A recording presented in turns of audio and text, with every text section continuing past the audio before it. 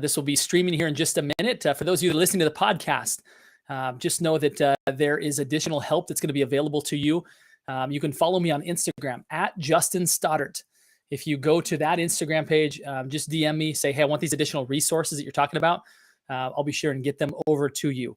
For those of you that are just joining in, welcome. Today is going to be all about what should I post on social media, answering that age-old question.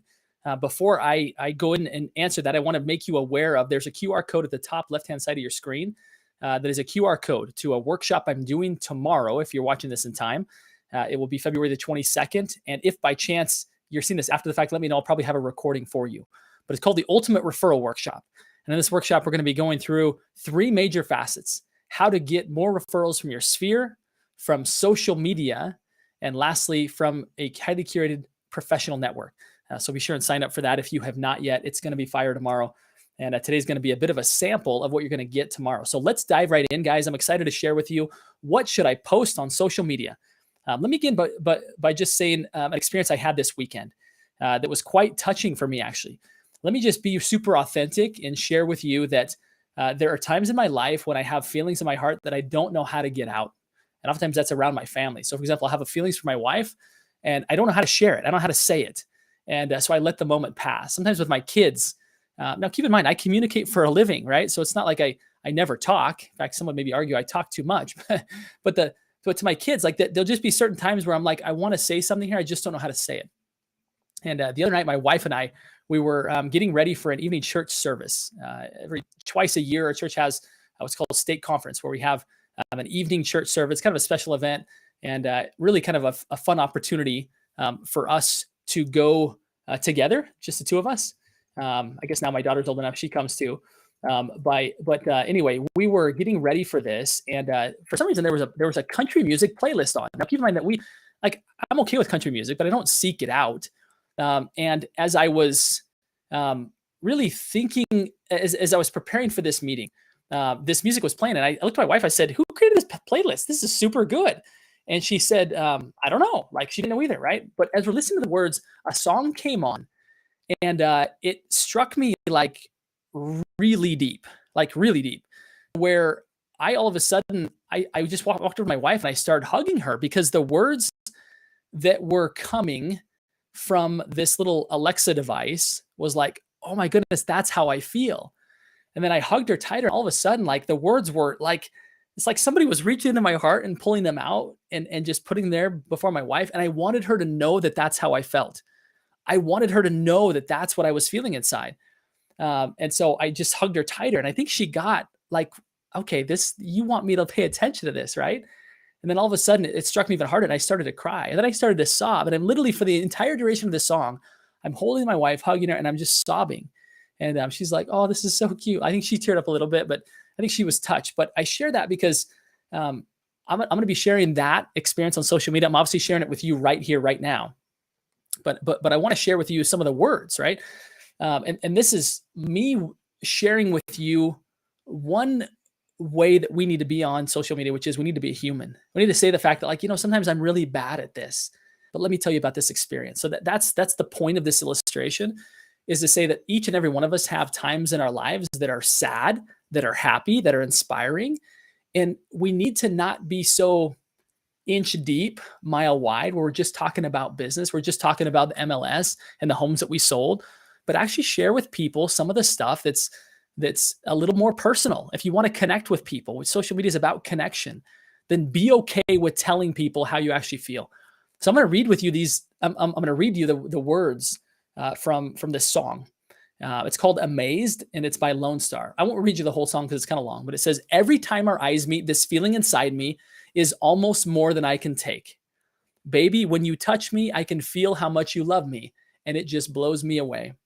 I've never been this close to anyone or anything.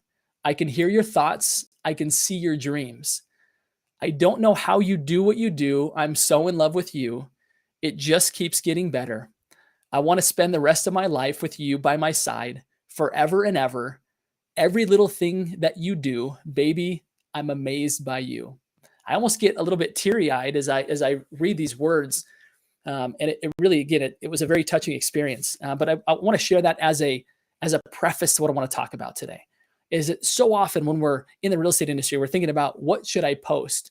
We're thinking about, okay, how do I position this listing? And how do I position like this sale? And we miss the fact that people don't come to social media to hear about our real estate wins. They just don't. Like, they're okay if we have them, but it better be a portion of a bigger picture of you, the human. Because if it's just a walking billboard, you remember that people get up and leave the TV when commercials come on. People change the radio station when commercials come on.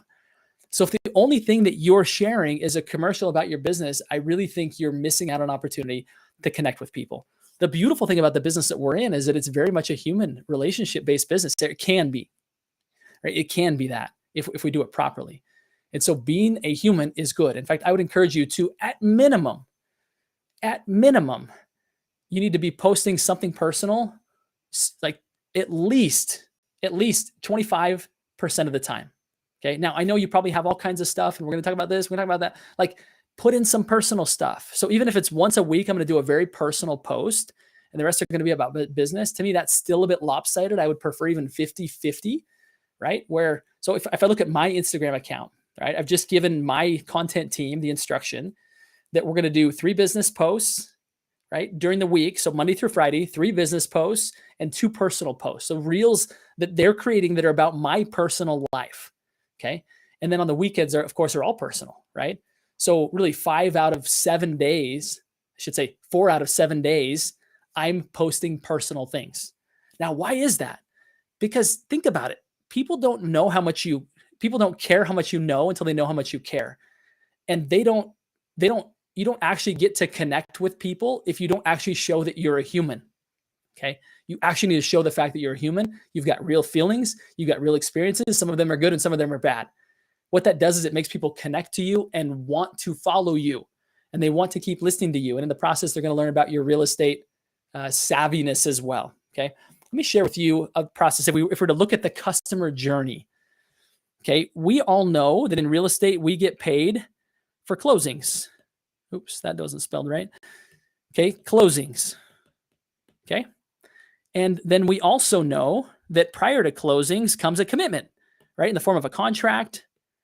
Okay, both that is negotiated and completed, and or at the point of listing contract or at the point of a buyer broker agreement. Okay, that is also a commitment. Okay, so but prior to that, right? Prior to that, we have a conversation. One of my favorite mentors says that all conversion happens in conversation. So now we're just simply walking backwards. Ultimately, what we're doing is we want to have closings, yes. So how do we do that? Again, here's customer journey, right? Prior to having a conversation, right, we have some sort of just communication, like general communication. And prior to that, we have attention, okay? So if we were to look at, okay, this is how it all begins, right? We start with attention. People, again, if they don't know you exist, there's no way they can use you in real estate. Zero opportunity to use you, okay? So first we get their attention. Some of this attention, or the tactics that I'm sharing with you right now, is actually be a real human. Actually be somebody that other people can connect to. Get their attention by just being you, authentically you. Not just a polished version of you that people around you would be like, that's not really what's happening in your life, right? Like an airbrush version. Like, actually be you, right? Be real. Okay. People will connect to you because you'll be like them, which is real. Okay. So first and foremost, get their attention by being a real human. Communicate with them real feelings that you're having, real things that are going on. Okay. This will then lead to a conversation, like a one-on-one conversation. Okay. Following that, from that conversation, you'll get a commitment from them. And then at the end, of course, you'll get closings. So if we were to look at this customer journey, we ask ourselves, okay, how do we then show up? How do we actually leverage the power of social media to improve each one of these phases of the client journey? Okay. So first is to, again, be human. Okay. What does it mean to be human? It means to be authentic, right? It means to be vulnerable. It means to be connected, right? all of these things, like real human emotions, what people need to feel from you, real life experiences. Okay. One of the best ways to be human is to tell a human story. Now, whether this is a personal post or a business post, and I'm like you, sometimes it's hard to differentiate because my personal and my business so overlap because my business is so much who I am that it's hard to say, okay, this one's business, this one's personal. Okay. But just if you're having a hard time with that, and I oftentimes do, it's be really good also be like very good at whenever you're doing a business one, make it human, make it about humans, right? Do not have it look just like the MLS, right? Have it just like, here's like stuff that they can go find on Redfin. Like they have Redfin for that. Don't be that. Tell the story of who lived there before. Tell the story of who lives there now. Tell the story of how you got introduced to that client. Like that's where people connect, right? So be interesting, be personal, be inspiring, right? Be human. Okay. So looking at that then, okay. So first and foremost, be that. When it comes to your personal posts in particular, okay, what should I post? It should be stuff that actually makes people connect with you. All right. Now the next one, and this is really a framework that we teach. That, by the way, if you come to our my ultimate referral workshop tomorrow, I'm going to give you a framework for social media that'll be more detailed than this. I'll also give you a framework for your email. Okay. And one of the things that we teach, this is a bit of a sampling of it, is that you ought to do both a personal and a business post, or I should say an email. You should do a personal email, like a lifestyle email. Here's what's happening in our community. Here's what we're going to be doing, right? As a family, as a team, this is what it's like to live in our community. Okay. And then you also ought to be sharing, like, here's what's happening in the market. Okay. Now, when it comes to sharing what's happening in the market, because it's not enough to just have people like you. It's not enough just to be a very likable real estate agent. People really connect with you if they can't actually see that you're good at what you do. You will still get passed by. Okay. You get passed up by somebody who is really an expert. So how do you show your expertise? And here's a tip, is that people don't need to know everything that you know. They don't want to know everything you know. That's why they rely upon you. So when you are sharing tips about the market, here is a simple framework that I would encourage you to consider, right? Again, this is on call it your business posts, okay? This was your personal posts, okay? So on the business posts, I want you to think about a 3-part framework. Number one, what is one statistic that you love, that you're really interested in right now? Statistic. There we go. That was hard. Okay, one statistic. For example, interest rates went up, interest rates went down, right, this month or this week, right? Or inventory went down, right? Days on market went up. Whatever it is that catches your attention, that's the most interesting to you. Okay, choose one statistic, not all of them. Please don't put bar graphs of all the different charts. Like, that's not fun for anybody, right? Only the engineers that are out shopping for houses today are interested. Everyone else is like, my eyes just went cross-eyed. Next. Okay. So one statistic. Now, you might have an image for people who are a little more detail oriented, something that's maybe on a carousel. If you're looking like at Instagram, right? Or another image where it says for you detailed people, right? Here's like slide to the left and you'll be able to see kind of more detail. But what they want to hear from is from you. You want to be the leader. You don't want to be just the person who's delivering information. They can get it from anywhere. You want to be the person that interprets the market. Okay, so give them one statistic and then one outcome or one consequence of that. Okay. What I mean by that is, so for example, let's say that interest rates went up. Okay. One outcome is if you were shopping for a 3-car garage last week, this week you might be shopping for a home with a 2-car garage because interest rates just jumped. Now that sounds like bad news, but you can also weave in the fact of, now, thankfully, right? If that's your position, you're out shopping right now. We have some proprietary, some special, some exclusive, right? Seller concession conversations, some unique financing options where we're able to help people take advantage of those and not have to drop down to a 2-car garage from a 3-car garage, right? So you're actually giving them very tangible, like a takeaway, like because just here, okay, rates went up, rates went down, like that means nothing to me. So help interpret it for me. What does that mean? Right? I just had to stop shopping in that zip code. I had to move over here to this zip code. Like that means something to me, right? That means a lot to me. Okay. And then of course, if it's bad news, tell them how you help people navigate that. And that really kind of leads us into point number 3, which is point number 3 is this, which is a story. Okay. Whether it's your story or whether a story of someone in your office. And again, don't embellish and say that it's yours if it's not, but say, let me tell you about some clients that were just recently excited to be moving out of the city. They were going to take the proceeds of their high-end condo and move to the suburbs where they could get a little bit bigger house with a 3-car garage. Okay. And then tell that story, right? Tell the human story of people moving from here to here. Now think about your ideal client avatar. If you love working with seniors, tell stories about seniors. If you love working with first-time home buyers, tell those stories. If you love working with people that are buying a second vacation home, tell that story, right? Don't just grab stories from anywhere. Ask yourself the question, who am I trying to touch? Number 1, with my personal stories, right? And then secondly, with my business posts, who are the people who I'm trying to influence, impact, and touch their lives?